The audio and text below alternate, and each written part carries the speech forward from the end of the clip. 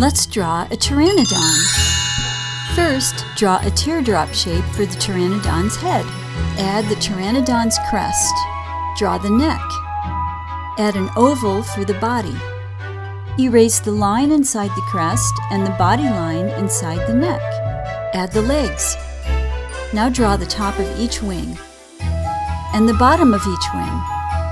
Start with a circle for the eye. Add another circle for the iris.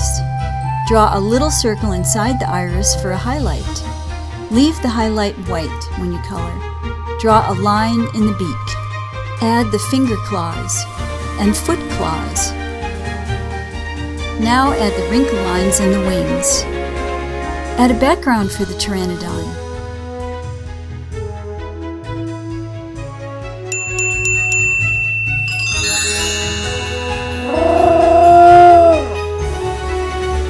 This step-by-step drawing is from Rockin' Dinosaurs drawing book and comes with starter drawings that make drawing super easy and fun.